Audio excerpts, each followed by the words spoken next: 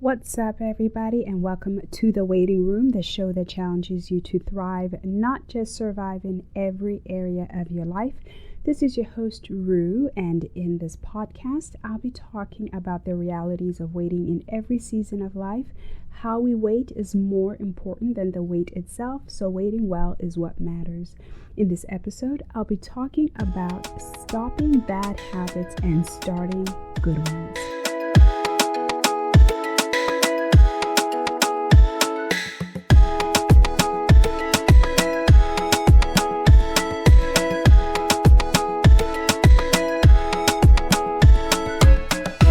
The human brain is a powerful thing. You can literally program and reprogram your brain throughout your lifetime. But the thing is, it's also very efficient and it will take the path of least resistance when given the opportunity. That is why we get stuck in habits and routines, because that's less work for the brain. So why do we keep doing things that are bad for us when we know better? So why are people couch potatoes knowing it's going to lead to an early demise? Or why do people keep smoking despite all the evidence knowing the damage nicotine causes and all the cancer rates and all of that? And why do people eat fast food and junk food on a regular basis knowing that it's going to lead to an extended waistline or increased risk of heart disease and diabetes? So I'm going to talk a little bit about the science of habits, what's going on in the brain, and then I will talk about ways we can change bad habits into good ones. Okay, so there is what is called the habit loop. This is a neurological loop that pretty much governs any habit. So it consists of three elements, which is a cue or a reminder, a routine, and a reward. So the cue or reminder is the trigger. That could be a conscious behavior such as flushing the toilet, or a feeling such as nervousness, or it could be the time of day. And then the routine is the behavior associated with the trigger. Okay, so flushing the toilet cues you to wash your hands, while feeling nervous triggers biting your nails, or depending on the time of day, you might feel a little bit peckish, a little bit hungry, and be tempted to go just to the mindlessly go to the fridge and look for a snack. Okay, so doing something over and over can make the behavior a routine. And then there's the reward. The reward associated with the behavior also helps make the habit stick. So if you do something that causes enjoyment or relieves stress, the pleasurable release of dopamine in your brain can make you want to do it again. So dopamine is a neurotransmitter. It's one of the chemicals in our brain which plays a role in how we feel pleasure. So it's one of the feel-good hormones. There's dopamine, oxytocin, endorphins, and all of those. So it helps us feel pleasure and enjoyment. It's a big part of our unique human ability to think and plan as well. So if you need to break a habit, the first thing is to identify your 3 R's. Here we have your reminder, your routine, and your reward. Okay, so what is that cue? What is that trigger? And then what do you consistently go back to? And how do you feel afterwards? So to change your habits, you will need to change your routine and trigger a different reward. I'm going to talk about 10 ways to break bad habits and replace them with good habits. So number 1, identify your triggers. So remember, those triggers are the first step in developing habit. So when does this behavior occur? What time of day? How do you feel when it happens? Who else is involved? Are you feeling tired? Are you irritated? Are you lonely? Are you depressed? Whenever you succumb to this habit. Okay. Number 2, practice mindfulness. Be aware of what you're doing, thinking, and saying. So once you're in the moment, I think, like I said earlier, the human brain is very efficient, so it's going to take the path of least resistance, and it doesn't want to think every time. So that's when we form these routines, because you're not really thinking, you're just going through the motions. So a lot of times we are not being mindful of what we're doing. So like when you're tired, you'll find yourself just going to the fridge opening just to see what's in there, and then 10 minutes later you come back, nothing has changed, but it's just a habit of constantly going to the fridge to see if there's something you can munch on, right? So, but if you're mindful of what you're doing and say, I'm not going to go to the fridge unless it's mealtime, and of course plan specific meal times or plan your meals out, so that way you can break that cycle of consistently looking for a snack. All right, number 3, replace a habit with a different one. And I think this is where a lot of people, when they try to break a bad habit, they don't stick to it, because it's kind of like you've created this gap and you need to fill it. So if you can't just stop a habit and then not do anything, you'll have to find something else to take its place, so that way you can create that new routine and trigger that reward. All right, so let's say you were a couch potato, right? So you just come home from work and you plop on the couch and you're done for the day. So instead of doing that, because of course, it feels good just to relax, put your feet up, find something else to do during that time. Learn an instrument, read a book, go for a walk. And you'll notice that over time, when you start to see the reward of actually learning something new from reading, or, learning a song, challenging your brain, learning an instrument, or your physical health improving from going for a walk, you'll want to do it more. Okay, so it's about, you need to replace that bad habit with something good. If it's a nicotine addiction or smoking, I've heard people say, they started to drink more water. They kept a water bottle with them. So when they felt like they wanted to reach for a cigarette, they just grabbed their water bottle, and it just something simple. It's different. It's going to be different for everybody, but you just have to know where you are and then what you can do to change, or what new habit you can adopt. Number 4, start small. So sometimes it can be overwhelming when you look at the big picture of what you need to change.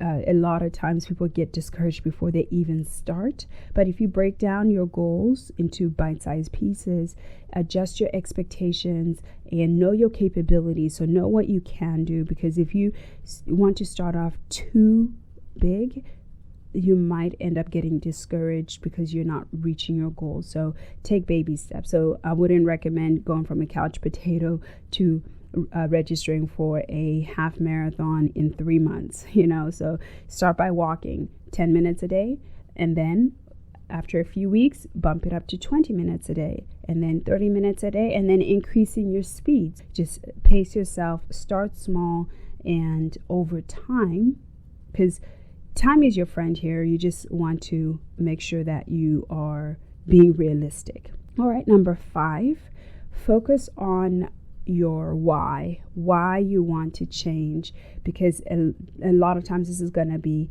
your driving force. If you have a shallow reason to change your goal, maybe it's because I want to look better, I want people to think I'm a certain way, I want something like that. It's not a solid reason as I want to be here for my grandkids, whatever the reason is. So find what your why is, and then write it down. And it might change over time as you grow and as you adapt. You might realize, your reasons to change your habits is also changing with you. I think it's important to establish why you need to break your habit and develop a good one.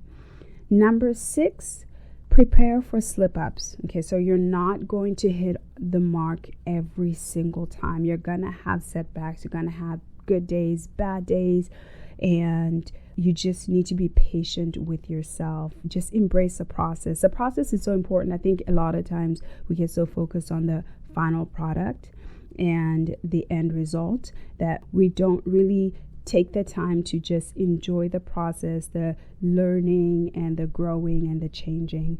Number 7, change your environment. So if you constantly find yourself in a place that's causing you to indulge in this bad habit, then stop going there. Or if you find yourself constantly looking for junk food in the house, stop buying it. You can't eat it if it's not there. So changing your environment plays a big part as well. And then number 8, visualize yourself breaking that habit. So picture yourself how you're going to be after the habit's broken. So picture yourself being more fit or more active and being able to do more things with your kids or just or your grandkids, or picture yourself accomplishing that specific task. And the more you visualize it and daydream and you imagine it, the more it's like you're wiring your brain to create that atmosphere. So daydreaming is so important, and it's a really cool thing that the brain does, but daydreaming is good for us. And if you just kind of daydream and visualize how life would be different with this broken habit, that's gonna help you. Number 8, motivate yourself with rewards for success. So your brain does produce a dopamine after you have, as part of that habit loop,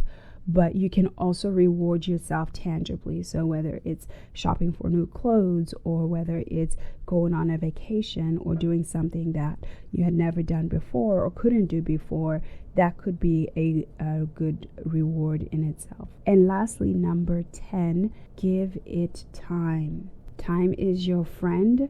There's a common myth or misconception that it takes 21 days to make or break a habit. Studies have shown that it takes up to 10 weeks. Okay, so that's 2 to 3 months or more to break a bad habit or to start a new habit. Okay, so 10 weeks is a long time, but in the grand scheme of things, it's really not. So just give yourself time, be patient. Once again, embrace the process. And just from my personal experience, I have been in a position where I had a bad habit and it needed to change. So years ago, I would say up until 10 years ago, I was overweight and I was lazy. I did not work out. And people who know me personally, they knew that Ru does not run. And I had a group of friends that would get up in the morning and go work out, and I would be laying on the couch. You couldn't pay me to work out. Now I'm the complete opposite. I actually pay for races and I pay to work out. So, but I had to realize, this is not what I want. And it started with a visualization. I started to picture myself just being more fit and being more healthy, and just being able to just be more active. And then I had to break that habit of just being lazy, really. And I started changing my eating habits, and I started changing my physical activity habits. And from my highest weight to my lowest, I lost about 60 pounds. And there is so much more that goes on in the mind when you lose that much weight. And I'm sure if somebody has had that experience, they can relate as well. But it's more than just a physical aspect of losing weight. It's almost like you rewire your mind, and I think differently than I did 10 years ago. And I've grown mentally, and it's just almost like my mind is more awake. And it wasn't easy. It wasn't overnight. I think it happened over 6 months from the time that I actually deliberately started to lose weight and change my habits. So it can be done. Everybody's different. Some habits, for me, it was losing weight and getting in shape. And for somebody else, it could be stopping a bad habit like substance abuse, smoking, drinking, or maybe gambling, or, whatever it is. So you don't have to be stuck in that bad habit loop. And there's a scripture that says in 1 Corinthians, it says, all things are lawful for me, but not all things are helpful. All things are lawful for me, but I will not be mastered by anything. So, the Bible tells us we shouldn't be mastered by anything. We should have the dominion. We should be able to basically control what we are doing.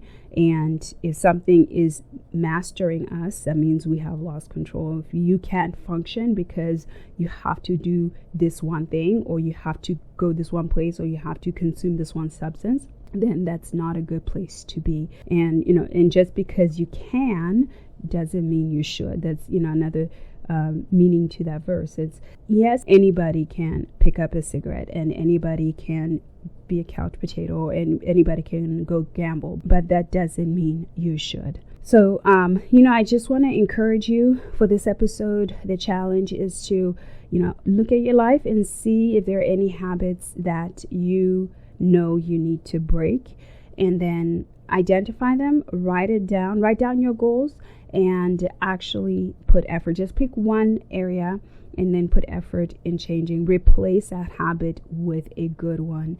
And over time, just be patient with yourself. Over time, you'll start to notice the benefits and the changes. So for this week, I want to re-recommend the book, The Power of Habit by Charles Duhigg. I know I had recommended it a few episodes back, but once again, not a sponsor. The link is in the description and on my website, but it is a good book. It just explains a lot of what I just went over in more depth, and explains, he gives great examples of, different habit loops on a personal level and on a corporate level. I highly recommend that book again. That is it for today's episode, folks. I would like to thank you for joining me here in the waiting room. Look out for my next episode. And in the meantime, please share this podcast with your friend. I would love to hear your experiences regarding habits. What bad habit have you had to break? Or have you had success or no success in breaking a habit? Share your experiences so you can either email me at thewaitingroom@gmail.com or follow me on Instagram and leave me a comment there. But even if you have questions or if you have comments or any feedback, please reach out and leave a review if you can. Until then, take care.